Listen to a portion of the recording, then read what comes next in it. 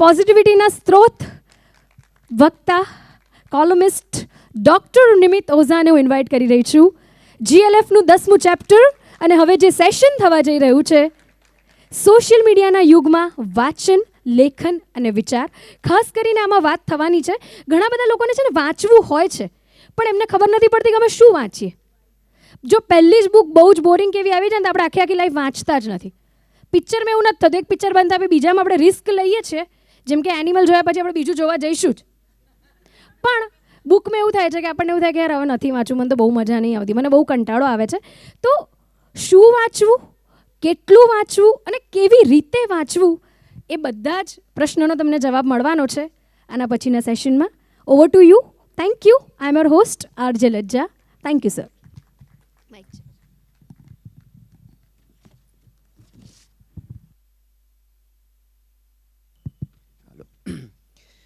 હું ઊભો થઈને જ બોલું એટલે થોડું વધારે સંપર્ક કરી શકું, તમારી સાથે આઈ કોન્ટેક્ટ કરી શકું. Good morning. અને હું હમણાં જ શ્યામભાઈને કહેતો હતો કે ઘણી બધી જગ્યાએ જવાનું થાય છે, પણ અહીંયા જે ફિલિંગ ને વાઇબ્સ આવે છે GLFમાં, ઓનેસ્ટલી એવા બીજે ક્યાંય નહીં. મને એવું લાગે છે કે હું મારા ઘરે આવું છું. સો એટલા રિલેક્સ થઈને, એટલા કનેક્ટ થઈને વાત કરી શકાય છે. મારે અહીંયા આવતા થોડું મોડું થયું અને એનું કારણ મારે તમારી સાથે શેર કરવું છે. ગુડ ન્યૂઝ તમારી સાથે શેર કરવા છે. એકચ્યુઅલી હું અહીંયા આવતા પહેલાં ઝેન ઓપસની ઓફિસમાં જઈને આવ્યો અને મેં હમણાં જ હજી થોડી મિનિટો પહેલાં એક કોન્ટ્રાક્ટ સાઇન કર્યો એક પુસ્તક માટે, જેની ડમી હું લઈને આવ્યો છું. પણ અત્યારે હું તમને નહીં આપું, કારણ કે so this is my next book, rehab book. અને જાતમાં પુનર્વસન માટેનું પુસ્તક. અને આ પુસ્તક અમદાવાદ બુક ફેરમાં તમને મળશે. તો મારે આજે આ જ વાત કરવાની છે. આપણે પહેલી બહુ બાળપણની એક વાર્તાથી શરૂઆત કરીએ કે એક નદી હતી, એક પુલ હતો, અને એટલો સાંકડો પુલ હતો કે એની પરથી એક જ વ્યક્તિ પસાર થઈ શકે અને સામસામેથી બે કૂતરા આવે છે અને બંને પુલ ક્રોસ કરવા માટે ઝઘડો કરે છે, બાંધે છે અને અલ્ટિમેટલી બંને નદીમાં પડી જાય છે. થોડા સમય પછી બે બકરીઓ આવે છે અને એ શું કરે છે લગભગ આપણને બધાને યાદ છે કે ઝઘડો નથી કરતી. એક બકરી નીચે બેસી જાય છે અને બીજી બકરી એની ઉપરથી પસાર થઈ જાય છે અને પછી બંને પોતપોતાના રસ્તે ચાલી નીકળે છે. ત્યાં આ વાર્તા પૂરી થાય છે. વાર્તાનું શીર્ષક હતું સમજુ બકરીઓ. પણ આપણને કોઈએ એ ન કહ્યું કે બકરીઓમાં સમજણ ક્યાંથી આવી. એવું તો શું થયું કે કૂતરાઓ ઝઘડ્યા અને બકરીઓ સમજણથી કામ પાડીને પોતાના રસ્તે ચાલી ગઈ. તો એનો જવાબ હું આપું છું. એનો જવાબ એવો છે કે ગામની લાઇબ્રેરીના જે પુસ્તકો પેલા કૂતરાઓએ ફાડી નાખેલા, એ પુસ્તકોના વેર વિખેલ પડેલા પાનાઓ આ બકરીઓ ચાવતી હતી.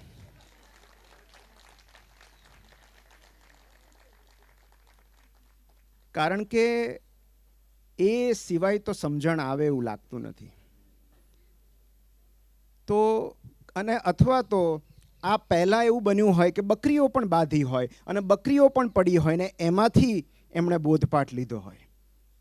કારણ કે જે વિઝડમ છે, સમજણ છે, ડહાપણ છે, પ્રજ્ઞા છે, એ ભૂલોથી આવે છે, ભંગાણથી આવે છે, ભટકી જવાથી આવે છે, પ્રવાસથી આવે છે અને પુસ્તકોથી આવે છે. અને અનફોર્ચ્યુનેટલી આપણા ટૂંકા એવા જીવનકાળ દરમિયાન આપણી પાસે એટલો બધો સમય નથી હોતો કે આપણે એટલી બધી ભૂલો કરી શકીએ. તો આપણે કોઈએ કરેલી ભૂલોમાંથી શીખવું પડે છે અને એ માટે પુસ્તકો છે. જ્યારે પુસ્તક વાંચનની વાત આવે ત્યારે મારે 3 વાત કરવાની છે. શું કામ વાંચવા જોઈએ, શું વાંચવું જોઈએ અને કઈ રીતે વાંચવું જોઈએ. તો એક બહુ સરસ પ્રસંગ મારે તમારી સાથે શેર કરવો છે. નોર્થ અમેરિકાની જેલમાં હવે કેવું છે કે અમુક જેલમાં કેદીઓ માટે પુસ્તકો ઉપલબ્ધ કરવામાં આવે છે. મતલબ જો કેદીઓને પુસ્તકો વાંચવા હોય, કારણ કે કેટલો બધો ફ્રી ટાઈમ હોય હવે, તો એમને પુસ્તકો આપવામાં આવે. તો એવી જ રીતે નોર્થ અમેરિકાની એક જેલમાં કેટલાક કેદીઓને પુસ્તકો ઉપલબ્ધ કરાવવામાં આવ્યા અને એમાં એક જે ગુનેગાર હતો એને દેહાંત દંડની સજા આપવામાં આવેલી. એટલે જે એમનું મૃત્યુદંડ હતો એ નજીક આવતો હતો એ દિવસ, અને એ પહેલાં એમને એક પુસ્તક આપવામાં આવ્યું, બિંગ પીસ. બિંગ પીસ જે પુસ્તક છે એ લખ્યું છે ટિક નાટ હાન, એટલે કે એક બુદ્ધિસ્ટ સાધુ છે વિયેટનામના, જેઓ 96 વર્ષની વયે થોડા સમય પહેલાં એમનું અવસાન થયું. વર્લ્ડ સ્પિરિચ્યુઅલ લીડર, અને એમના પુસ્તકો ગજબ શાંતિનો અનુભવ કરાવે. તો બિંગ પીસ એમણે વાંચ્યું અને બહુ ટૂંક સમયમાં એમણે પુસ્તક પૂરું કર્યું, અને એ પુસ્તકથી પ્રેરાઈને એમણે પોતાની ઓરડી હતી, જે પોતાની સેલ હતી, એની અંદર એમણે મેડિટેશન શરૂ કર્યું. એ શાંત પડવા લાગ્યા અને એમણે તમાકુ છોડી દીધી. તમાકુનું વ્યસન હતું એ એમણે છોડી દીધું. બન્યું એવું કે એ જે ગુનેગાર હતો એની એક્ઝેક્ટ બાજુની ઓરડીમાં એક બીજો ગુનેગાર હતો, અને એને પણ તમાકુનું વ્યસન હતું. એટલે એક દિવસ એણે આ બાજુની ઓરડીવાળાને પૂછ્યું કે થોડી તમાકુ મળશે? મારી પાસે તો સ્ટોક ખાલી થઈ ગયો છે. આમણે તો તમાકુ છોડી દીધું હતું, પણ સ્ટોક પડ્યો હોય પેલો. એટલે એણે શું કર્યું કે થોડું તમાકુ લીધું અને બિંગ પીસ પુસ્તકનું પહેલું પાનું ફાડી એની અંદર તમાકુ નાખી એ વીંટાળી અને બાજુની ઓરડીમાં આપી દીધું. જે બાજુની ઓરડીવાળો ગુનેગાર હતો એણે તમાકુ ખાધું, અને તમાકુ ખાતા ખાતા એણે બિંગ પીસ પુસ્તકનું પહેલું પાનું વાંચ્યું. આવી રીતે બીજા દિવસે બીજું પાનું, ત્રીજા દિવસે ત્રીજું પાનું, રોજ એક એક પાનું તમાકુ આપવાના બહાને આ પહેલો ગુનેગાર બીજાને પાસ કરતો ગયો. અને ધીમે ધીમે આ રીતે બીજા ગુનેગારે બિંગ પીસ નામનું પુસ્તક આખું વાંચી લીધું. અને ધીમે ધીમે એ જે આક્રમક, તોફાની અને ગુનાહિત માનસ ધરાવતો હતો, ધીમે ધીમે શાંત પડવા લાગ્યો. પહેલાં જે ઓરડીઓ સાથે માથા પછાડતો એ ગુનેગાર કલાકો સુધી પોતાની ઓરડીમાં શાંતિથી બેસવા લાગ્યો. એક દિવસ એક નાની એવી ચિઠ્ઠીમાં થેન્ક યુ લખી અને બાજુની જે ગુનેગાર હતો એને મોકલ્યું કે થેન્ક યુ, મને આટલું સુંદર પુસ્તક મોકલવા બદલ તમારો આભાર. અને એ સમયે એ બંનેના મનમાં રહેલો કોમન વિચાર એ હતો કે આ પુસ્તક જો આપણે પહેલાં વાંચ્યું હોત તો આજે આપણે અહીંયા ના હોત. તો એક જેલમાં હોવા છતાં બે ગુનેગારો એક પુસ્તક થકી દીક્ષિત થયા, અને આપણે ક્યારેક જેલની બહાર હોવા છતાં મનના કારાવાસમાં પુરાયેલા હોઈએ છીએ. તો એ તનનો હોય કે મનનો, કારાવાસની અંદર અને બહાર રહેલા લોકો વચ્ચે તફાવત બસ એક પુસ્તક જેટલો જ હોય છે. કેટલા બધા લોકો મનના કારાવાસમાંથી બહાર નથી આવી શકતા. એમના સુધી ઠંડી હવા, સૂર્યપ્રકાશ, વૃક્ષનો છાંયો, ખુલ્લા મેદાનો, ખેતરો નથી પહોંચતા. સૂર્યાસ્ત જોઈને એમને કોઈ રોમાંચ નથી થતો. આ મનનો કારાવાસ નથી તો બીજું શું છે? પણ આ પુસ્તક શું કામ જરૂરી છે? કારણ કે આપણે બધા આપણી યાત્રા યાચકથી કરીએ છીએ. આપણે હંમેશા કશુંક માંગતા હોઈએ છીએ. તો આ યાચકથી સહાયક સુધીની યાત્રા ખેડવા માટે પુસ્તક વાંચન જરૂરી છે. ઉપાસકથી ઉદ્ધારક બનવા માટે પુસ્તક વાંચન જરૂરી છે. અને 3 વસ્તુ પુસ્તકો જે સૌથી મહત્વની 3 વાત કરે છે, એક છે પ્રજ્ઞા, પ્રતીતિ અને પરિવર્તન. આ 3 જે મેજર ટેકઅવેઝ છે કોઈ પણ પુસ્તક વાંચન પછી. કે તમે જુઓ આ આખા પ્રસંગમાં સૌથી પહેલાં પ્રજ્ઞા આવી, વિઝડમ આવ્યું, રિયલાઇઝેશન બહુ મહત્વનું છે, અને પછી પરિવર્તન આવ્યું. પણ સપોઝ આ 3 વસ્તુ નથી, કોઈ પુસ્તક તમે વાંચો છો, પ્રજ્ઞા નથી મળતી, પ્રતીતિ નથી મળતી, પરિવર્તન નથી આવતું, તેમ છતાં એક બહુ મહત્વની વાત જે પુસ્તક વાંચનથી મળે છે એ હું પછી કહું. પહેલાં એક નાની એવી એક્સરસાઇઝ કરી લઈએ. હું એક પેરેગ્રાફ બોલું છું, એક પુસ્તકનો એક પેરેગ્રાફ બોલું છું, અને યુ કેન સ્ટાર્ટ ઇમેજિંગ. તમારે જે કંઈ વિચારવું હોય, જે કંઈ કલ્પના દોડાવવી હોય, તમે દોડાવી શકો છો, રાઈટ? એક પહાડ પ્રદેશ છે, ખૂબ બધા પહાડો છે, સુંદર રમણીય દ્રશ્ય છે, અને એક યુવાન પુરુષ ત્યાં થોડાક બાળકો સાથે રમે છે.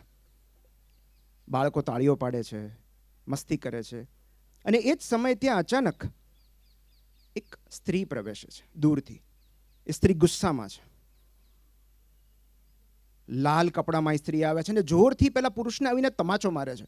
અને જેવી સ્ત્રી પ્રવેશે છે, આ બાળકો તરત ભાગી જાય છે. સ્ત્રી આવીને પુરુષને જોરથી તમાચો મારે છે, અને થોડા જ સમય પછી બીજા 2 પુરુષો આવે છે, અને આવી અને આ જે પહેલો પુરુષ હતો એને મારવા લાગે છે. એમાંથી એક પુરુષ પહેલાને ધક્કો મારીને જમીન પર પછાડી દે છે, પછી એને લાતો મારવા માંડે છે. આવું એ કેમ કરે છે કોઈને નથી ખબર. મેં તમને આટલું કીધું.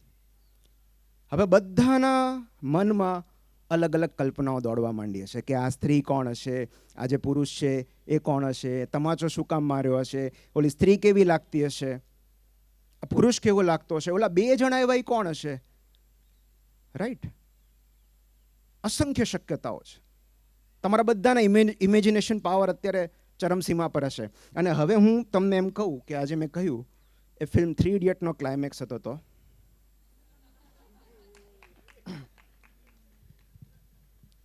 બધી કલ્પના શક્તિ, બધું ઇમેજિનેશન ફૂસ થઈ ગયું કે નહીં? પુસ્તક વાંચન અને કન્ટેન્ટ કન્ઝમ્પશન વચ્ચે આટલો તફાવત છે. જ્યારે તમે કોઈ ફિલ્મ જોવો છો, જ્યારે તમે કોઈ રીલ જોવો છો, જ્યારે તમે કોઈ વિડીયો જોવો છો, ત્યારે આપણા મગજે કશું જ કરવાનું નથી, કોઈ જ તસદી નથી લેવાની. આપણને બધું રેડીમેડ આપવામાં આવે છે, રાઈટ? તમને ખબર છે કે પીળા રંગના સ્કૂટર પર હવે તમને બધું વિઝ્યુઅલાઇઝ થશે. લાલ રંગના વસ્ત્રો પહેરીને આવે છે, પોતાની હેલ્મેટ ઉતારે છે અને જોરથી તમાચો મારે છે, અને નાક વચમાં નથી આવતું. પહેલા 2 કોણ હતા એ હવે તમને યુ કેન ઇમેજિન દેટ. હવે બધું ક્લિયર થઈ ગયું છે, પણ એ પહેલાની અવસ્થા વિચારો, કેટલા બધા ઇમેજિનેશન હતા. તો આપણે હંમેશા વેલ રેડ પર્સન કહીએ છીએ, વેલ ઇન્સ્ટાગ્રામ્ડ પર્સન નથી કહેતા. And there is a reason. કેમ આપણે વેલ રેડ કહીએ છીએ, વેલ ઇન્સ્ટાગ્રામ કે વેલ યુટ્યુબ્ડ પર્સન નથી કહેતા, વેલ ટીવી વોચ્ડ પર્સન નથી કહેતા? કારણ કે જે કલ્પના શક્તિ પુસ્તકોથી આવે છે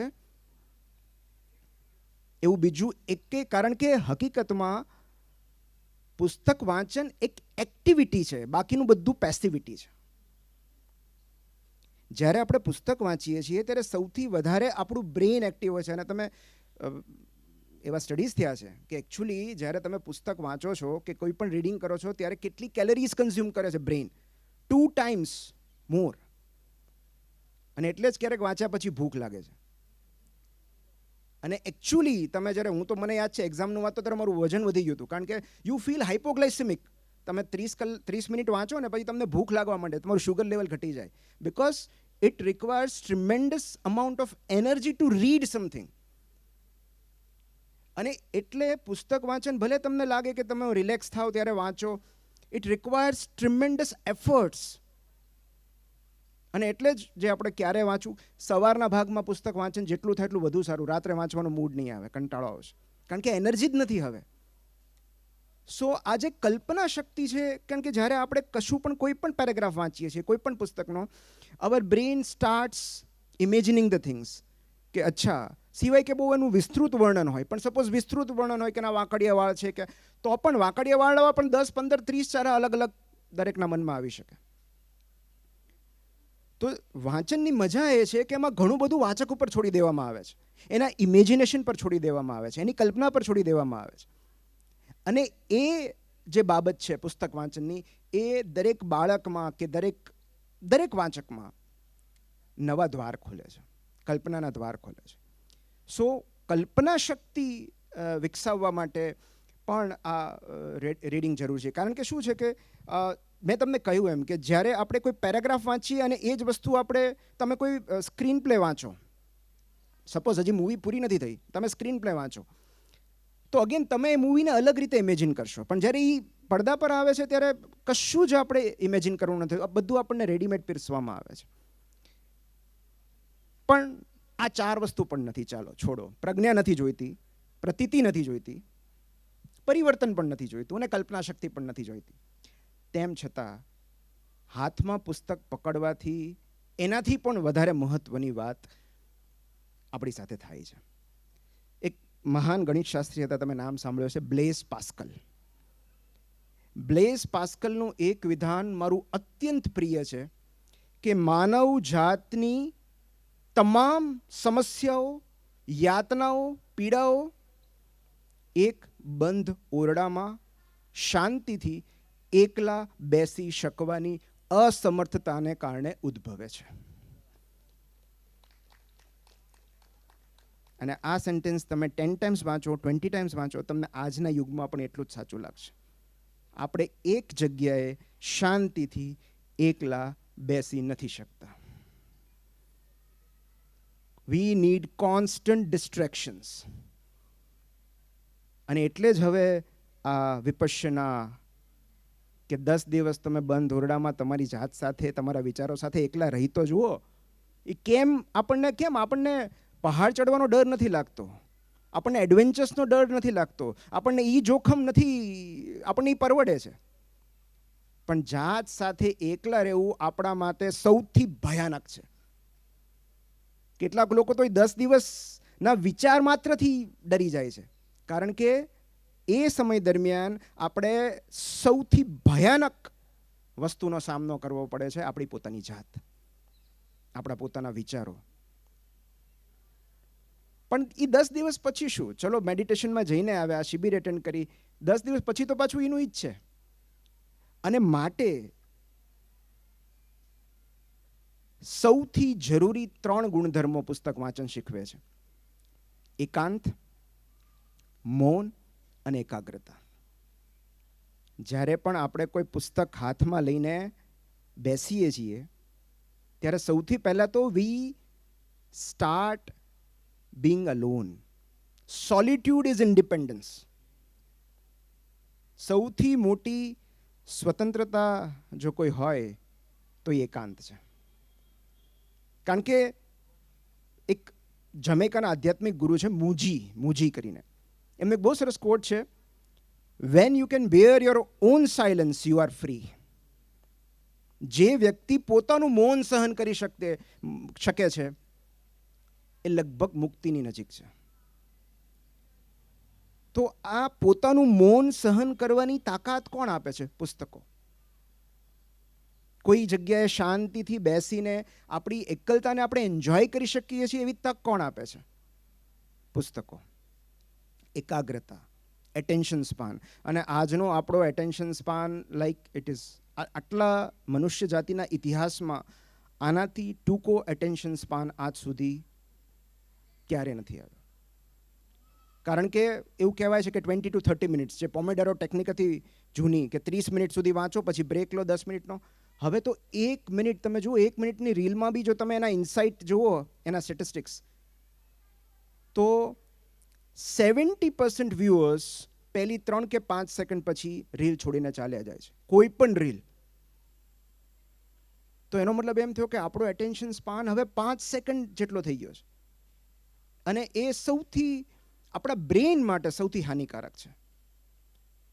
કારણ કે આપણે કોઈ એક જગ્યા પર ફોકસ નથી કરી શકતા, આપણને સતત કશુંક નવું જોઈએ છે. In fact it's an addiction. આપણે ડોપામિનની શોધમાં ભટકતા હોઈએ છીએ કે ક્યાંથી પ્લેઝર મળશે, આ રીલમાંથી નહીં, આ રીલમાંથી. So that is like dopamine seeking behaviour, pleasure seeking behaviour. અને માટે જ્યારે કોઈ એક પાના પર આપણે સ્થાયી થઈએ છીએ 5 મિનિટ, 10 મિનિટ, ધીરે ધીરે આપણો એટેન્શન સ્પાન વધતો જાય છે. એટલે સૌથી મહત્વની વાત જે પુસ્તકો શીખવે છે એ છે ધીરજ, પેશન્સ. કારણ કે આજના યુગમાં ઇન્ડિવિજ્યુઅલ લડાઈ એક જ છે: instant gratification versus delayed gratification. જે લોકો ડિલેડ ગ્રેટિફિકેશન અચીવ કરી શકે છે, they can be master of anything. કારણ કે આજનો યુગ ઇન્સ્ટન્ટ ગ્રેટિફિકેશનનો છે. પિક્ચર મૂક્યું, લાઇક્સ આવી, રીલ્સ મૂક્યું, લાઇક્સ આવી, શેર્સ થયા. બટ તમારે જ્યારે કોઈ અસાઇનમેન્ટ કરવું છે, કોઈ પુસ્તક લખવું છે, કોઈ જોબ પરસ્યુ કરવી છે, કોઈ કરિયર પરસ્યુ કરવું છે, it is always a delayed gratification. 6 મહિના, વરસ, એટલે 6 મહિના, વરસ સુધી એકાંતમાં શાંતિથી રહીને મહેનત કરવાનું આપણે ભૂલી ગયા છીએ કે રિવોર્ડ વરસ પછી મળશે. We want instant rewards. અને એટલે જ રિયલ સક્સેસ ઇઝ ઓફલાઈન.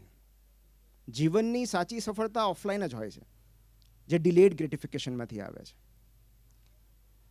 પુસ્તકો વાંચવાથી આપણા દરેક પ્રોબ્લેમના સોલ્યુશન મળશે એવું નથી કહેતો, પણ એટલું જરૂર કહું છું કે જ્યાં સુધી તમે પુસ્તકો વાંચતા હશો ત્યાં સુધી એટલીસ્ટ કંઈક નવા પ્રોબ્લેમ તો ઊભા નહીં જ થાય. કારણ કે જ્યારે આપણે પુસ્તક નથી વાંચતા, એ નહીં વાંચીને આપણે જે કરીએ છીએ, તમે વિચાર તો કરો, એ સમય દરમિયાન આપણે કેટલા કાંડ કરીને આવીએ છીએ.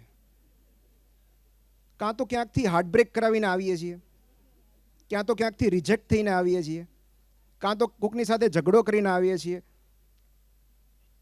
ઓર કંઈક એડિક્શન. સો બેઝિકલી પુસ્તક વાંચનનો એ એટલો સમય એવો છે કે જે દરમિયાન આપણે કોઈ નવા પ્રોબ્લેમ્સ ક્રિએટ નથી કરતા, અને જે એક્ઝિસ્ટિંગ છે એને થોડી વાર માટે ભૂલી જઈએ છીએ.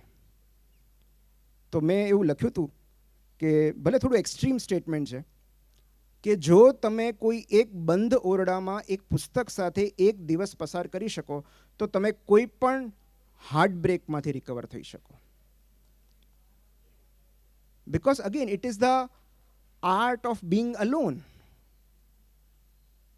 તમે એક જગ્યાએ શાંતિથી એક પુસ્તક સાથે રહો છો, એનો મતલબ એમ છે કે ધીમે ધીમે લોકો સાથે સતત સંપર્કમાં રહેવાની આ જે અર્જ છે એ ધીમે ધીમે ઓછી થતી જાય છે. અને સૌથી મહત્ત્વની વાત, પુસ્તકો વાંચવાથી આપણને એટલી ખાતરી થાય છે કે આ જગતમાં આપણે એકલા જ દુખિયારા નથી. એવા કેટલા બધા લોકો છે કે જેમની તમે વાર્તાઓ વાંચો, એમના તમે પુસ્તકો વાંચો, તો આપણને રિયલાઇઝ થાય કે આપણું દુઃખ તો કંઈ નથી. અને ફિલ્મ ડબલ એક્સેલમાં એક બહુ સરસ ડાયલોગ છે કે જબ તક दूसरों के दुख से मुलाकात नहीं होती अपना दुख ही हमको अल्टीमेट लगता है. સો જ્યારે આપણે મેન્સ સર્ચ ફોર મિનિંગ વાંચીએ, આઈ એમ મલાલા વાંચીએ, ત્યારે આપણને ખબર પડે કે લોકો ઉપર શું શું વીતે છે અને છતાં લોકો કેટલા દુઃખમાંથી બહાર આવે છે. આપણું તો કંઈ જ નથી. આપણા કરતાં અનેક ગણા વધારે દુખિયારા લોકો જગતમાં છે.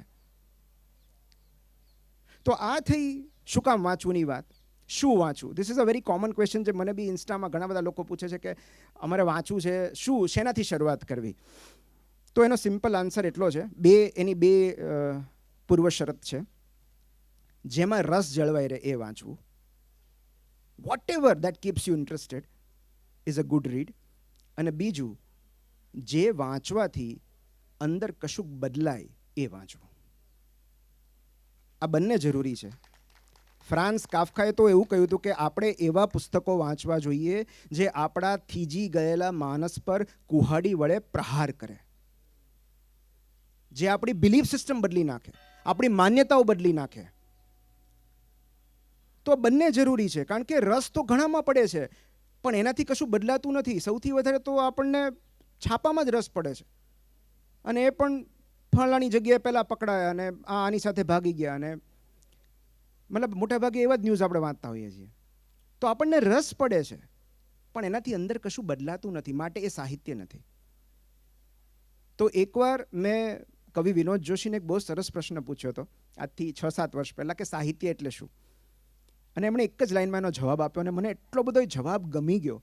એમણે એવું કહ્યું કે જે કાંઈ પણ આપણા ભાવ અને અસ્તિત્વની પ્રતીતિ કરાવે એ સાહિત્ય. So either realisation of our emotions, અને માટે કશુંક બદલાવવું જરૂરી છે.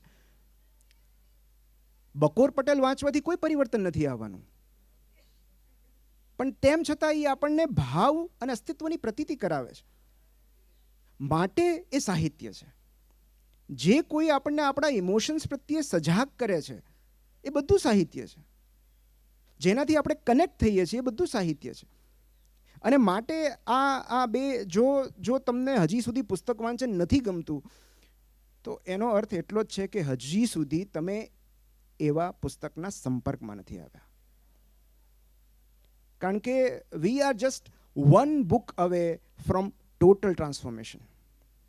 જીવનમાં સંપૂર્ણ પરિવર્તનથી આપણે માત્ર એક પુસ્તક જેટલા દૂર હોઈએ છીએ. પણ એ એક પુસ્તક સુધી પહોંચવા માટે આપણે ઘણા બધા પુસ્તકોમાંથી પસાર થવું પડે છે. એટલે જે કંઈ પણ, હું તો એવું કહીશ કે તમને જો ચાચા ચૌધરીના બકોર પટેલ ગમતું હોય તો એનાથી શરૂઆત કરો. કારણ કે આજની તારીખે મને ખબર છે કે હું મારી 12 વર્ષની દીકરીને રાત્રે બકોર પટેલની વાર્તા કહું છું, મને પણ ઇન્ટરેસ્ટિંગ લાગે છે. મને પણ એવું લાગે છે કે નેક્સ્ટ એ સૂઈ ગઈ હોય તો પછી હું પૂરું કરું છું કે હવે આગળ શું થયું. સો બાળ સાહિત્યથી શરૂઆત કરો ને. જો તમને બહુ બધું અઘરું ન વાંચવું હોય તો. પ્રોબ્લેમ શું છે કે આપણા સ્ટાન્ડર્ડ્સ બહુ હાઈફાઈ હોય.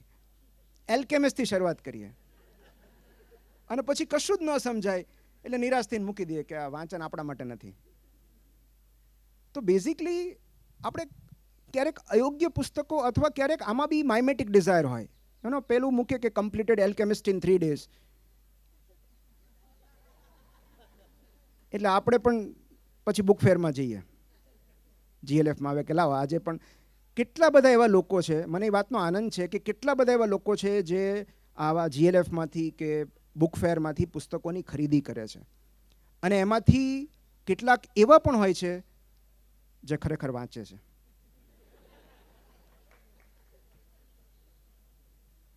એટલે પુસ્તકો વાંચીને માય ન્યૂ બુક કરીને સ્ટોરી ઇન્સ્ટા સ્ટોરીમાં શેર કરવી, લેખકને ટેગ કરવા બહુ ગમે. પણ વધારે ત્યારે ગમે જ્યારે તમે પુસ્તક વાંચો, એમાં રહેલી જે વાત છે એને સમજો, એની સાથે કનેક્ટ થાવ, અથવા એ તમારામાં કોઈ પરિવર્તન લાવે, ત્યારે એ લેખકને સૌથી વધારે એની સાર્થકતા ત્યાં છે જ્યારે વાચક એ પુસ્તકને. અને મારે એ જ મુદ્દે આવવું છે કે કઈ રીતે વાંચવું. તો સૌથી પહેલાં તો કોઈ પણ પુસ્તક પૂરું કરવું એ વાચકની જવાબદારી નથી. રાઈટ. કોઈ પણ પુસ્તક પૂરું કરવું એ વાચકની જવાબદારી નથી. કારણ કે વાચકનો રસ જાળવી રાખવાની જવાબદારી લેખકની છે, એ પુસ્તકના કોન્ટેન્ટની છે. અને આજની તારીખે એક બહુ સરસ કોટ છે કે good reader is one who keeps so many books unfinished. આજની તારીખે તમે મારું કિન્ડલ ચેક કરો તો, કારણ કે હું એક સાથે વાંચી જ નથી શકતો. આજની તારીખે મારો એટેન્શન સ્પાન પુઅર જ છે. પણ હું ઘણા બધા પુસ્તકો અધૂરા છોડી દઉં. મને પછી મૂડ આવે ત્યારે ફરી પાછો આવું. તો 30%, 50%, 20% બધી બુક્સ એવી જ છે. ફિનિશ્ડ તો બહુ ઓછા હોય. સો કોઈ પણ પુસ્તક પૂરું કરવું એ આપણી નૈતિક જવાબદારી નથી વાચક તરીકે. અને આ જ સૌથી મોટી એક બિલીફ છે, એક આપણી ગેરમાન્યતા છે કે પુસ્તક લીધું એટલે પહેલેથી છેલ્લા પાના સુધી વાંચવું જોઈએ. ના, ફિક્શનમાં દેટ ઇઝ ફાઇન. પણ આઈ વુડ સે નોન ફિક્શનમાં મારી ટેવ તો એવી છે કે કોઈ પણ રેન્ડમ પાનાથી ચાલુ કરો. તમને રસ પડે છે તો આગળ વધો અથવા પાછળ જાઓ. બીજું કે મને ખબર નથી તમે કઈ રીતે વાંચો છો. મને તો કિન્ડલ પર વધારે ફાવે છે. કારણ કે હું જ્યાં જાઉં તો મારો ફોન સાથે હોય, તો મને 5 મિનિટનો ટાઈમ મળે, એરપોર્ટ પર હોઉં ક્યાંય પણ, સો હું કિન્ડલ ખોલીને 2-3 પાના વાંચી શકું. સો મારા માટે કારણ કે બધે પુસ્તક લઈને ફરવું શક્ય નથી. અને એક પુસ્તક લઈને ફરો પછી એમાં મજા ન આવે બીજું ક્યાં ગોતવા જવું. સો ઓલવેઝ તમે સેમ્પલ પેજીસ ફર્સ્ટ વાંચો કિન્ડલ પર કે કોઈ પણ જગ્યાએ. અને બુક તમે ફિઝિકલી લેવા જતા હો તો ત્યાં ઊભા રહીને તમે એક ચેપ્ટર વાંચી નાખો તોય તમને કોઈ ના નથી પાડવાનું. કારણ કે રીડર્સ આર નોટ ચીટર્સ.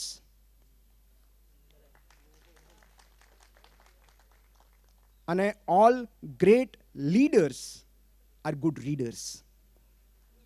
આજની તારીખે માર્ક ઝકરબર્ગ કેટલું વાંચે છે આપણને ખબર નથી. આપણને ધંધે લગાડી દીધા છે, પોતે હજી બુક રીડિંગ જ કરે છે. Elon Musk, Warren Buffett, Bill Gates. Yes. So જેટલા મહાન બિઝનેસમેન છે, જેટલા લીડર્સ છે, એ બધા આજની તારીખે પુસ્તકો વાંચે છે. હા, પુસ્તકો વાંચવાથી આપણે બિલ ગેટ્સ નથી થઈ જવાના, એ અલગ વસ્તુ છે.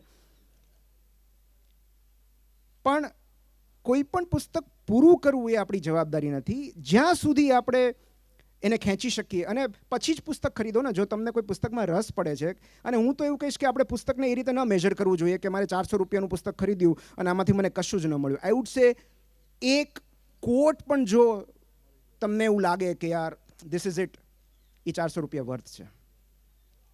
બિકોઝ ઘણીવાર એવું બને કે મેં અમુક પુસ્તક ખરીદ્યું અને મને એવું લાગે કે આમાં નથી મજા આવતી. ખરીદ્યા પછી એવું થાય, ઓલરેડી પે કરી દીધો હોય, મેસેજ આવી ગયો હોય, પણ પછી તમે પસાર થતા જાઓ તમને એક કોટ એવી મળે એન્ડ યુ ફીલ યાર આ વર્થ છે. Because even single quote can change our perspective. એક પેરેગ્રાફ, એક લાઇન પૂરતું છે, પણ એની માટે શરૂઆત કરવી પડે. અને શરૂઆત કરવા માટે ઓલવેઝ એટલું બધું હાઈ એમ ન રાખવા. હમણાં 31st આવે છે, એટલા બધા આપણે સંકલ્પો કરશું, રિઝોલ્યુશન કરશું, જીમ જાઓ ને બોડી બનાવું ને પુસ્તક વાંચન શરૂ કરું, મેડિટેશન, અને 2 જ મહિનામાં બધું ફૂસ થઈ જશે. એનું કારણ એ છે કે આપણને હેબિટ્સ કઈ રીતે બનાવવી ખબર નથી. How to form a good habit એ આપણને ખબર નથી, અને એની માટે પણ પુસ્તક વાંચવું જરૂરી છે, એટોમિક હેબિટ્સ. સો એટોમિક હેબિટ્સ જો તમે વાંચો તો એમાં બહુ જ સુંદર રીતે કહેવાયું છે કે કઈ રીતે કોઈ પણ આદતને આપણી દિનચર્યાનો ભાગ બનાવવો. સો ઓલવેઝ સ્ટાર્ટ સ્મોલ. જો તમારે પુસ્તક વાંચન શરૂ કરવું છે તો હું કહીશ કે 2 પાનાથી શરૂઆત કરો. કારણ કે એક જ બેઠકમાં પૂરું કરી નાખવું ને 3 કલાકમાં વાંચી નાખવું ને 2 ચેપ્ટર 50 પાના ઉડાડી નાખવાના, નો. 2 પાના. અને એ જે ટાર્ગેટ છે એટલો બધો સ્મોલ હોવો જોઈએ કે તમે તમારી જાતને ના ન કહી શકો કે 2 પેજીસ યાર, just come on Nimit, you can do it. 2 pages, 10 minutes of workout, 10 જ મિનિટ કરવાનું છે. તમે કહો મને શું બહાનું છે તમારી પાસે? 2 મિનિટ્સ ઓફ મેડિટેશન, શું બહાનું છે? સો ઓલવેઝ સ્ટાર્ટ સ્મોલ. રોજના 2 પાના. એક દિવસ તમે 20 પાના વાંચશો ને પછી મહિના સુધી પુસ્તકને હાથ નહીં લગાડો. તમે રોજના 2 પાના વાંચશો ને તો દર મહિને તમે 60 પાના વાંચશો. સો આમાં ઇન્ટેન્સિટીનું મહત્વ નથી, રિપીટેશનનું મહત્વ છે. તમે એ પ્રક્રિયા, એ વિધિ કેટલા પુનરાવર્તનથી, કારણ કે આ લાંબા સમય સુધી કરવાનું છે. આ કંઈ 15 દિવસ 20 દિવસનો સવાલ નથી. 2 પાના, રોજ 2 પાના. તો તમે બ્રશ કરો, તમે ચા પીતા હો, તમે રિલેક્સ થતા હો, તમે કોમર્શિયલ ટીવી સિરિયલ જોતા તો એના બ્રેકમાં વાંચી શકો. Isn't it? So just 2 pages a day. અને ધીરે ધીરે ધીરે ધીરે, કારણ કે એમાં એનર્જી નથી જોતી, મોટિવેશન નથી જોતું. નાહવા માટે આપણને કોઈને મોટિવેશનની જરૂર નથી, because it is for our hygiene. એવી જ રીતે પુસ્તક વાંચન ઇમોશનલ હાઇજીન માટે છે. સો રોજના 2 પાના કે 3 પાના, કે તમને એવું લાગે કે આની માટે મારે વધારે એનર્જીની જરૂર નથી, અને ગ્રેજ્યુઅલી આફ્ટર 1 મંથ, જો તમે 1 મહિના સુધી સતત આ શિડ્યુલને ફોલો કરી શકો તો 1 મહિના પછી એ પુસ્તક વાંચન તમારી દિનચર્યાનો ભાગ બની જશે. જીમ એ તમારી દિનચર્યાનો ભાગ બની જશે. મેડિટેશન કરું છું 2 મિનિટ, દેટ્સ ફાઇન. કારણ કે 2 કલાક જીમ કરવાથી કંઈ 6 પેક્સ નથી થવાના, પણ તમે 20 મિનિટ સુધી કન્ટિન્યુઅસ 1 યર જશો જીમમાં, ધેન કંઈક ટ્રાન્સફોર્મેશન આવશે. So it is repetition over a period of time, જેને કમ્પાઉન્ડ ઇફેક્ટ કહેવાય છે, જે પણ એક પુસ્તકનું નામ છે.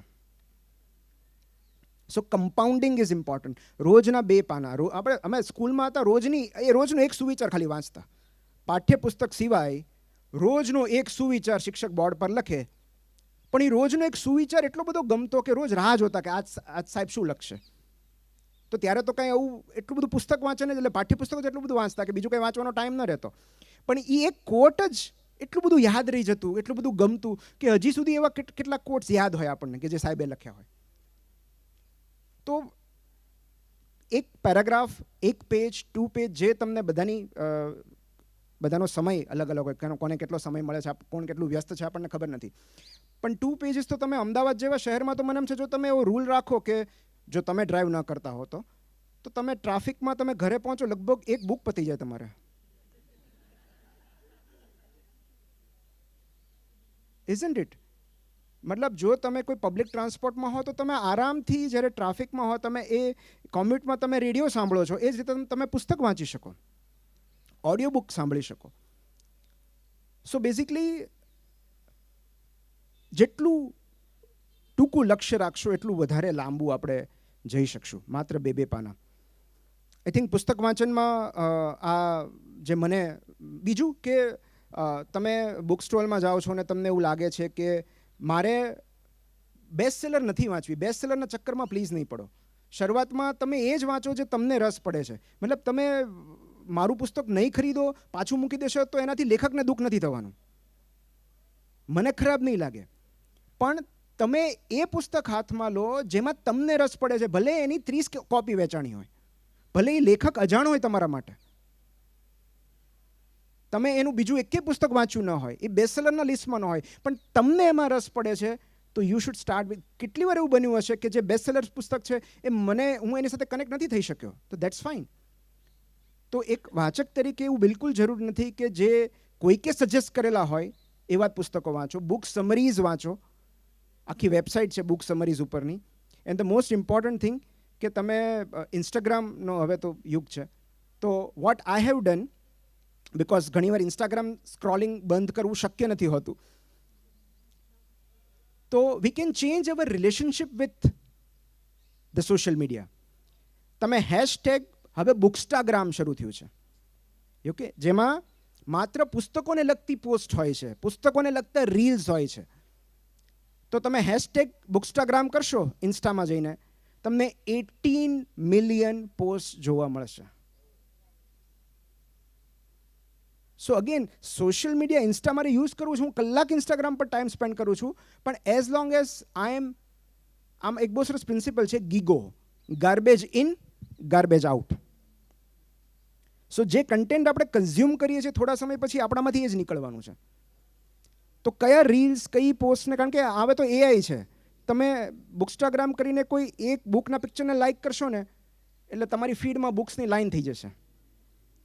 અને તમે કહેશો કે મોટાભાગના ઇંગ્લિશમાં છે, તો આઈ વુડ સે ગુજરાતીમાં તમે શરૂ કરો ને. Why don't you start? ઘણા બધા એવા યુઝર્સ છે કે જે લોકો ગુજરાતી પુસ્તકોના પાનાના ફોટા પાડી અને સ્ટોરીમાં મૂકે છે, પોસ્ટમાં મૂકે છે, મને ટેગ કરે છે એટલે મને ખબર છે.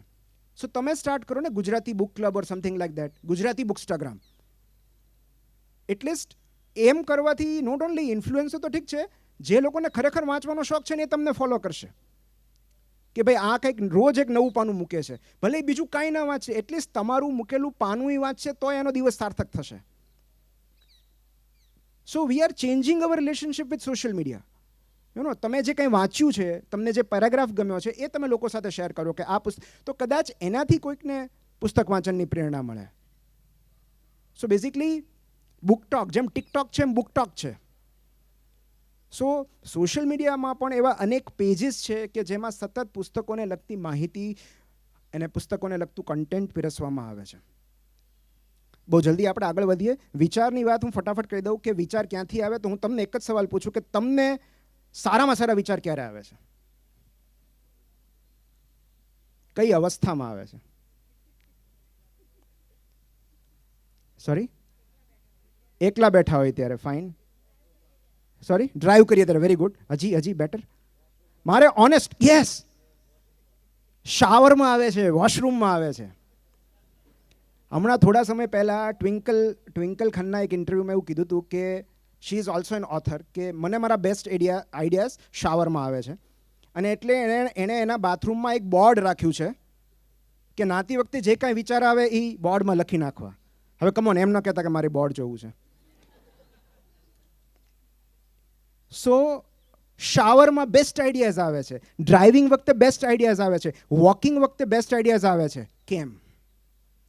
બિકોઝ જ્યારે પણ આપણું કોન્શિયસ માઇન્ડ એક્ટિવ નથી હોતું ત્યારે આપણને બેસ્ટ આઈડિયાઝ આવે છે આપણા સબકોન્શિયસમાંથી. જ્યારે પણ આપણે કોઈ એવી, અત્યારે હું તમારી સાથે વાત કરું છું ને, અત્યારે નહીં આવે, પણ હું અંદર નિરાતે એકલો કોફી પીતો છું ને ત્યારે આવશે. સો વોકિંગ મોટાભાગના લેખકોએ કબૂલ્યું છે કે એમને સારામાં સારા આઈડિયાઝ વોકિંગ દરમિયાન આવે છે. શરત એટલી જ છે કે ફોન સાથે ન હોવો જોઈએ. સો એને વ્હાઇટ સ્પેસ કહેવાય છે, white space for creativity. There is a very good word called niksen. Niksen એટલે the art of doing nothing. કશું જ ન કરવાની કળા, જે આપણે ભૂલતા જઈએ છીએ. We are constantly with devices or with people. મતલબ તમે એકલા બેઠા હો ને કશું જ ન કરતા હો, એવું છેલ્લે ક્યારે બન્યું હતું? તમે તમારી જાતને 15 થી 20 મિનિટનો એવો સમય આપો અને 21મી મિનિટે new idea will pop up. કારણ કે એ વોન્ડરિંગ બ્રેઇન છે, તમારું મન મુક્તપણે ફરી રહ્યું છે, અને એટલે એ બહારના જગતમાંથી એક એવો સુંદર વિચાર લઈને આવશે કે તમને એમ થાય કે વાહ, કેટલો સરસ વિચાર આવ્યો, કેટલો સરસ બિઝનેસ આઈડિયા, સ્ટાર્ટઅપનો આઈડિયા. સો ઓલ આઈડિયાઝ, ખાલી લિટરેચર માટે નહીં, પણ ઓલ બેસ્ટ આઈડિયાઝ ત્યારે આવે છે જ્યારે આપણે એમને શોધતા નથી હોતા. જ્યારે આપણે એક્ટિવલી કોઈ આઈડિયા, તમને ડેડલાઇન આપું કે 1 કલાકમાં ગીત બનાવવાનું છે, એ નહીં થાય. આર્કિમિડીઝને પેલો જે સિદ્ધાંત મળ્યો પાણીનો, એ ક્યારે મળ્યો? બાથટબમાં હતા ત્યારે. એ પહેલાં એમણે કેટલા દિવસો વિતાવ્યા હતા શોધવા માટે કે આ સોનાનો મુગટ જ છે, કેમ જાણવું, કઈ રીતે ખબર પડે કે આ સોનું જ છે આમાં. એણે તો રાજાજીને કહી દીધું હતું કે મારાથી નહીં થયા. અને એ કહીને જ્યારે આવ્યા અને જ્યારે નાહવા માટે પડ્યા ત્યારે એ જેવું બાથટબ ભરેલું હતું એ અંદર પડ્યા અને જેટલું પાણી બહાર છલકાણું એમાંથી એમને આઈડિયા આવ્યો, અને પછી યુરેકા કરતા એ બહાર નીકળ્યા હતા. સો એ કઈ અવસ્થામાં હતા કે જ્યારે he was not actively looking for an idea. અને મોટાભાગના વિચાર આપણને ત્યારે જ સ્ટ્રાઇક થતા હોય છે જ્યારે આપણે વિચારની શોધમાં નથી હોતા, જ્યારે આપણે સંપૂર્ણ નવરાશની પળોમાં હોઈએ છીએ, when we are doing nothing. So that is wide space for creativity. અને એ જે ડુઈંગ નથિંગ છે, that also should be a part of our lifestyle, especially આજના યુગમાં સોશિયલ મીડિયામાં. કારણ કે કન્ટેન્ટ જ્યારે આપણે કન્ઝ્યુમ કરીએ છીએ ને ત્યારે આપણે એટલા બધા ડલ થઈ જઈએ છીએ. Doom scrolling, there is a word. અને believe me, there are studies કે તમે 20 કે 30 મિનિટનું કોન્સ્ટન્ટ સોશિયલ મીડિયા યુઝ કરો પછી 70% of the users they feel depression. આ તમે પોતે અનુભવ્યું હશે. Because as soon as we sign in, we unknowingly land into the zone of comparison. અજાણતા જ આપણે એક એવી દુનિયામાં પ્રવેશી જઈએ છીએ જ્યાં ખૂબ બધી સરખામણી છે, કેટલા બધા ફિલ્ટર્સ છે, અને મોટા ભાગે આપણે નિશાસા જ નાખતા હોઈએ છીએ કે ઓ ઓલી ત્યાં ફરવા ગઈ છે, એન્જોઈંગ, રિલેક્સિંગ, ડિનર, મૂવીઝ, અને આપણે એમ થાય કે ઘરે બેઠા બેઠા આપણે બધું જોઈને જીવ બાળવાનો. So sometimes we really need to change our. એવું લાગે તો કેટલાક લોકોને મ્યુટ કરી દો યાર. Isn't it? જે કન્ટેન્ટ જોઈ વાંચીને આપણને સારી ફિલિંગ નથી આવતી, એ શું કામ આપણે સ્ક્રોલ કરવું છે? અને ધીઝ રીલ્સ આ ફ્રી નથી, આ રીલ્સ કેટલા શું કામ છે? શું કામ અત્યારે આખી ઇન્ડસ્ટ્રી તમે જુઓ રીલ્સમાંથી કેટલી કમાણી કરે છે, millions of dollars. A reels તમને શું કામ બતાવે છે? કારણ કે એમને એમાં એડ્સ રન કરવી છે. તો રીલ બતાવવાના બહાને તમારું એટેન્શન ગ્રેબ કરે છે. અને આજના યુગમાં સૌથી પાવરફુલ કોણ છે ખબર છે? એ નથી કે જેની પાસે પૈસા છે, જેની પાસે તાકાત છે, પાવર છે, નહીં. આજના યુગમાં સૌથી તાકાતફુલ એ છે જેની પાસે તમારું એટેન્શન છે. એન્ડ દે નો તમારું એટેન્શન કઈ રીતે મેળવવું. સો if something is free, then you are the product. તો આ જગતમાં કશું જ ફ્રી નથી. તો જેવું તમે કોઈ રીલ જોવો છો એ કે તમને એન્ટરટેનમેન્ટ માટે નથી, આવશે જ એડ. સો બેઝિકલી આ જે કંઈ પણ છે એ એક બહુ ષડયંત્ર છે તમારા એટેન્શનને ચોરવાનું અને તમને પછી કંઈક વેચવાનું. અને માટે we have to be very conscious about hour choices કે આપણે કઈ જગ્યાએ લાઇકનું બટન દબાવીએ છીએ. કારણ કે દેન એઆઈ વિલ, આ જમાનામાં સૌથી ખતરનાક હોય તો એઆઈ છે. તમે એકવાર લાઇક દબાવશો એટલે પછી તમને એ જ ફીડ બતાવ્યા કરશે. સો એ વિચારનું પાર્ટ છે. લાસ્ટ ઇઝ, હું ફટાફટ કહી દઉં, લેખન શું કામ જરૂરી છે એની માટે મારે એક બહુ જ અગત્યની સ્ટોરી તમારી સાથે શેર કરવી છે. એમનું હું નામ છેલ્લે લઈશ. એમનું બાળપણ ખૂબ સંઘર્ષમાં વીત્યું. એમના મમ્મી પપ્પાના બહુ વહેલા ડિવોર્સ થઈ ગયા હતા અને એમને મમ્મી પપ્પાએ પોતાના પેરેન્ટ્સે એબન્ડન કરી લીધા, તરછોડી દીધા, અને એમને એમના દાદી પાસે મોકલી દેવામાં આવ્યા. એઓ 8 વર્ષના હતા ત્યારે એમના મમ્મીના સેકન્ડ હસબન્ડ દ્વારા એમના પર બળાત્કાર કરવામાં આવ્યો. અને એમણે નક્કી કર્યું કે મારે કહેવું છે, હું બોલીશ. અને એમણે ફરિયાદ કરી. જેવી ફરિયાદ કરી એટલે પહેલાં જે મમ્મીના સેકન્ડ હસબન્ડ હતા એમને તાત્કાલિક પોલીસ અરેસ્ટ કરી ગઈ, જેલ થઈ. અને થોડા સમય પછી જ્યારે એમને કોર્ટમાં લાવવામાં આવતા હતા ત્યારે આ પીડિતાના કાકા દ્વારા પેલા જે ગુનેગાર હતા એમની હત્યા કરવામાં આવી આ પીડિતાની સામે. સો પીડિતાની નજર સામે એના કાકાએ પહેલાંને એટલો બધો માર માર્યો કે જે ગુનેગાર હતો એ ત્યાં ઓન ધ સ્પોટ એક્સપાયર થઈ ગયા. અને આ જોઈને પીડિતા એટલા બધા આઘાતમાં સરી પડ્યા કે મારી એક ફરિયાદથી આમનો જીવ ગયો. મેં ફરિયાદ જ ન કરી હોત તો આ જીવતા હોત ને. મતલબ મારા શબ્દો આટલા બધા ઘાતક કઈ રીતે હોઈ શકે કે કોઈનો જીવ લઈ શકે. અને આવા આઘાતથી તેઓ ભાષા વિહોણા બની ગયા. એમની ભાષા ખોવાઈ ગઈ, એમનો અવાજ ઓગળી ગયો. એને જેને મેડિકલ લેંગ્વેજમાં મ્યુટિઝમ કહેવાય છે, જેને આપણે મૂંગું થઈ જવું કહેવાય છે, તેઓ મૂંગા થઈ ગયા. 5 વર્ષ સુધી એમના મોઢામાંથી એક પણ શબ્દ ન નીકળ્યો બિકોઝ ઓફ ધીસ ટ્રોમા. અને એમણે નક્કી કરી લીધું હતું કે મારા શબ્દથી, મારી ભાષાથી કોઈ એક વ્યક્તિનો જીવ ગયો છે, એના પશ્ચાતાપ રૂપે હું આજીવન નહીં બોલું. પણ 5 વર્ષ પછી એમના જીવનમાં એક ફેમિલી ફ્રેન્ડ અને શિક્ષિકા પ્રવેશ્યા, જેમણે હાથ પકડીને સાહિત્ય સાથે એમની દોસ્તી કરાવી, પુસ્તકો સાથે દોસ્તી કરાવી.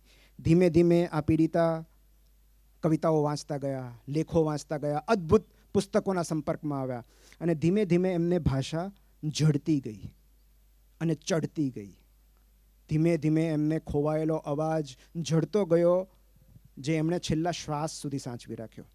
જેટલું ઉજળી ગયું હતું એ બધું જડી ગયું. આ એ જ અવાજ હતો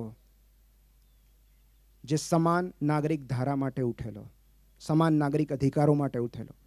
આ એ જ અવાજ હતો જે રંગભેદની નીતિ અને અન્યાય સામે ઉઠેલો. આ એ જ અવાજ હતો, આ એ જ ભાષા હતી કે જે અસંખ્ય દીકરીઓને આજે પણ મદદ કરે છે. એમને પોતાને કોઈ દીકરી નહોતી, પણ કેટલી બધી દીકરીઓએ એમને પોતાની માતા માનેલી. અને 5 વર્ષ સુધી જે વ્યક્તિ મૂંગી થઈ ગઈ હતી, એમણે એવા અદ્ભુત પુસ્તકો, અદ્ભુત કવિતાઓ, અદ્ભુત વાર્તાઓ આપી કે વિશ્વ સાહિત્ય આજે પણ એમને યાદ કરે છે. અને વિશ્વ સાહિત્યમાં આજે ચમકતો એ સદાબહાર સિતારો એટલે માયા એન્જેલો. અને એમની આત્મકથાનું નામ આઈ નો વાય ધ કેજ્ડ બર્ડ સિંગ્સ. પિંજરામાં પુરાયેલું પંખી શું કામ ગાય છે એ હું જાણું છું. અને આ એમની કવિતા છે સુંદર, જેમાં એમણે 2 પંખીની વાત કરી છે કે એક પંખી જે મુક્ત છે, ગગનમાં ક્યાંય પણ વિહરી શકે છે, કોઈ પણ ડાળી પર બેસી શકે છે, એ ગીતો ગાય છે. એ તો ગાવાનું જ છે, સ્વતંત્ર છે, આઝાદ છે. પણ બીજું પંખી પાંજરામાં પુરાયેલું છે, એની પાંખો કાપી નાખવામાં આવી છે, એના પગ દોરીથી બાંધી દેવામાં આવેલા છે, અને છતાં એ ગાય છે. કારણ કે એના ગીતમાં એક વિદ્રોહ છે, આઝાદ થવાની આશા છે, જાતને મોટિવેટ કરવાની ઈચ્છા છે. આવી પરિસ્થિતિમાં પણ પોતાનું અસ્તિત્વ ટકાવી રાખવાની એક સુરીલી જીદ છે. અને માટે એ સ્ત્રી હોય કે પંખી, એવું બિલકુલ જરૂરી નથી કે એનું ગીત હંમેશા એની પ્રસન્નતાની અભિવ્યક્તિ જ હોય. ક્યારેક એ પોતાની વેદના હળવી કરવા માટે ગાય છે, પોતાની વેદના સંતાડવા માટે ગાય છે, પોતાનું અસ્તિત્વ ટકાવી રાખવા માટે ગાય છે. અને માટે ગાવું જરૂરી છે. એક સ્ત્રીની સૌથી મોટી ચીયર લીડર એની અંદર રહેલી ગાયિકા હોય છે. કારણ કે જે પોતાના દુઃખ અને પીડાનું સ્વરાંકન કરી શકે છે, એ કાંઈ પણ સહન કરી શકે છે. અને માટે પિંજરમાં પુરાયેલું પંખી શું કામ ગાય છે, એના પરથી આપણને એટલું જ ખ્યાલ આવે છે કે ગાવું જરૂરી છે. જે પણ આપણી સ્ટોરીઝ છે, માયા એન્જેલોનું મારું ફેવરિટ કોટ છે કે there is no greater agony than bearing an untold story within you. જાતમાં દાટી દીધેલી અને અકથિત રહી ગયેલી એક વાર્તા આપણને સૌથી વધારે પીડા આપે છે. અને માટે લખવું જરૂરી છે. જો લખી ન શકો તો વાંચો, વાંચી ન શકો તો બોલી ન શકો તો સાંભળો, પણ ગમે તેમ કરીને શબ્દોના સંપર્કમાં રહો. કારણ કે શબ્દ જ એ બીજ છે જે એક દિવસ આપણામાંથી ભાષા ઉગાડશે. અને આ ભાષા આપણને રાહત તરફ લઈ જાય છે. Writing is a therapy. આ પ્રૂવન સ્ટેટમેન્ટ છે. Writing is a therapy. તમે પબ્લિશ કરો કે ન કરો, તમે પુસ્તક છાપો કે ન છાપો, તમે સોશિયલ મીડિયા પર મૂકો કે ન મૂકો, જે ક્ષણે તમે કોઈ એક ડાયરીમાં તમારી પીડા, તમારા વિચારો, તમારા ઇમોશન્સ લખવાની શરૂઆત કરો છો, એ જ ક્ષણથી આપણું હીલિંગ શરૂ થાય છે. So writing is absolutely necessary for healing. અને એના માટે બહુ સરસ શબ્દ છે કેથાર્સિસ, જેને આપણે વિરેચન કહીએ છીએ. કેથાર્સિસ. તમે બધાને પેલો સીન યાદ હશે જબ વી મેટનો, કે પેલું કહે છે ફોટો બાળી નાખ, ફ્લશ કરી નાખ. સો એ કેથાર્સિસ છે. જે કંઈ આપણને સતાવે છે, જ્યારે આપણે કાગળ પર લખીને કાગળ બાળી નાખીએ છીએ. એક સ્ત્રી સાયકોલોજીસ્ટ પાસે ગયા કે મને મારા પતિ સાથે મારે નથી બનતું, બહુ પ્રોબ્લેમ છે અને અમારે બહુ ઝઘડાઓ ચાલ્યા કરે છે અને મને રિસેન્ટમેન્ટ આવી ગયું છે, કડવાશ છે મારા પતિ પ્રત્યે. તો કે તમે કામ કરો, તમે આ જે કંઈ ફરિયાદો છે, જે કંઈ તમે અનુભવો છો, એ બધું એ કાગળ પર લખી નાખો અને પછી બાળી દો. અને થોડી વાર પછી પેલી સ્ત્રીએ પૂછ્યું, પછી કાગળનું શું કરવાનું?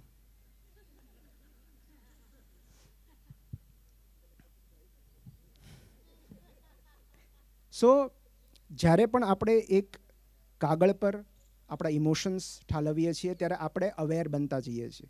એ જે કંઈ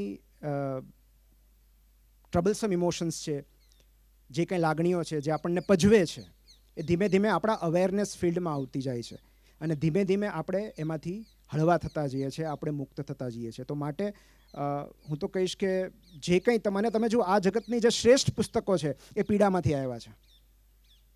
મેન સર્ચ ફોર મિનિંગ જોઈ લો, આઈ એમ મલાલા જોઈ લો, મેટ હેગનું, કે જે પોતે ડિપ્રેશનનો શિકાર હતો, સુસાઇડ કરવા નીકળેલો લેખક, પર્વતની ટોચ પર પહોંચીને એને વિચાર આવે છે કે યાર આ તો બહુ ઊંચું છે, મરી ગયા તો વાંધો નહીં, એક જ નામ, પણ પેરાલાઇઝ થઈ ગયા તો.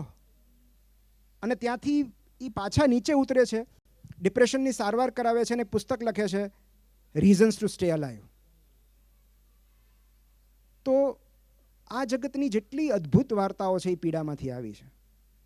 પણ એ માટે આપણે આપણી વાર્તાઓ કહેવી જરૂરી છે. અને એનો સવાલ એવો પણ થાય કે તો લોકોને મળી ન લઈએ એમ. પણ જે લેખકે, જે વ્યક્તિએ પોતાની વાત લખવાની, પબ્લિશ કરવાની, એ પ્રૂફ રીડિંગમાંથી પસાર થવાની મહેનત કરી છે, નક્કી એની વાતમાં કંઈક દમ હોવો જોઈએ. કારણ કે એને જગતને કહેવું છે. પણ it all starts with self healing. મતલબ એટલા માટે નહીં કે મારે લોકોને બતાવવું છે, પણ કશુંક લખીને મને આનંદ આવે છે, મને મજા આવે છે.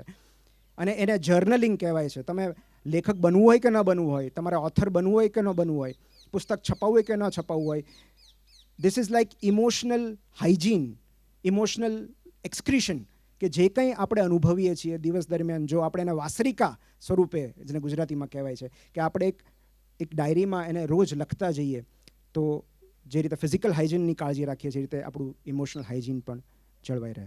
આઈ થિંક ટાઈમ ઘણો બધો થઈ ગયો છે. આઈ હોપ કે આજના સેશનમાંથી તમને થોડીક વાંચનની પ્રેરણા મળી હોય. વિચારને લેખનની હજી બહુ આપણે અપેક્ષા નથી રાખવી, પણ એટલીસ્ટ આપણે એવું કરીએ, આપણે બધા, કે અહીંથી ગયા પછી એક રીડિંગને આપણી દિનચર્યાનો એક ભાગ બનાવીએ. 2 પાના, 3 પાના, ડઝન્ટ મેટર, પણ કંઈક એવું વાંચીએ જેનાથી આપણા ભાવ અને અસ્તિત્વની પ્રતીતિ થાય. Thank you so much.